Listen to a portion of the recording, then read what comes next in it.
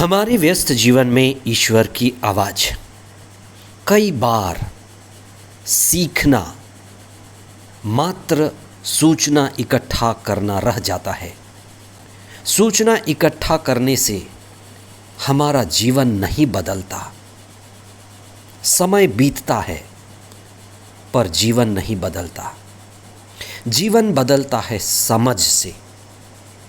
हम इस बात पर चिंतन करें कि हम समझ कैसे बढ़ाएं कि जीवन के बदलाव की क्रांति आए।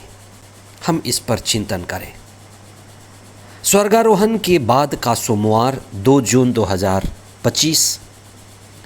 पहला पाठ प्रेरित चरित अध्याय 19 पद संख्याएं 1 से 8 तक और संत यूहन्ना का सुसमाचार अध्याय 16 पद संख्याएं 29 से 33 तक। हर व्यक्ति जीवन में बेहतर और अच्छा बनना चाहता है।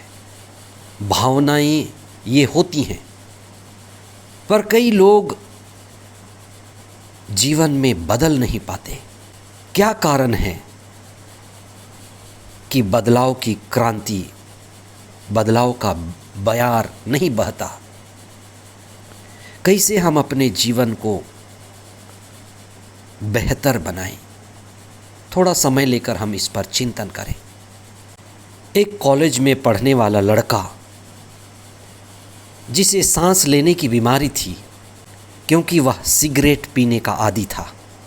उसकी सिगरेट पीने की बुरी आदत ही उसके बीमारी का कारण था। इलाज चल रहा था, उसे सलाह मिली हुई थी और वह लड़का हमेशा एक किताब लेकर घूमता था कि सिगरेट पीना कैसे छोड़ें, हाउ टू क्विट स्मोकिंग। ये किताब हमेशा उसके साथ रहता था।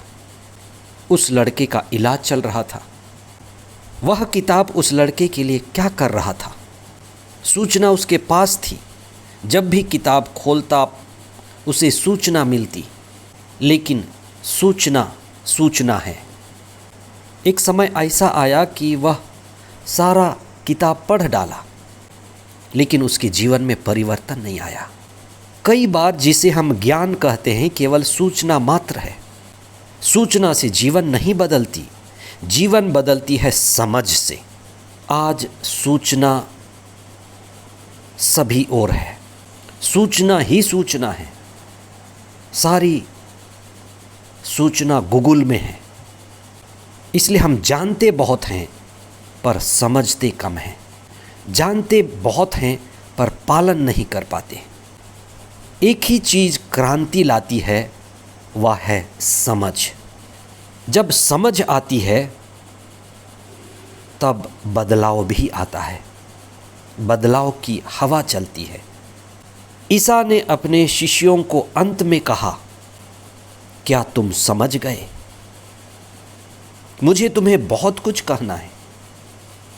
और अंत में शिष्यों ने भी कहा, हमें समझ आ गया, अब सवाल नहीं बचा। जब सवाल नहीं बचते तो समझ का स्तर बढ़ता है। इस सप्ताह हम पवित्र आत्मा से विशेष प्रार्थना करें, चेतना को जागने के लिए। चेतना के जागने से हम समझ में बढ़ते हैं, प्रज्ञा में बढ़ते हैं। प्रज्ञा में हम जागते हैं कि हमारी समझ, जिसके कारण हमारे जीवन में प्रज्ञा बढ़े और समझ की क्रांति, प्रज्ञा की क्रांति हमारे जीवन में अच्छाई के लिए बदलाव की क्रांति लाएगी। पवित्र आत्मा के द्वारा हम विशेष प्रार्थना करें। आमीन।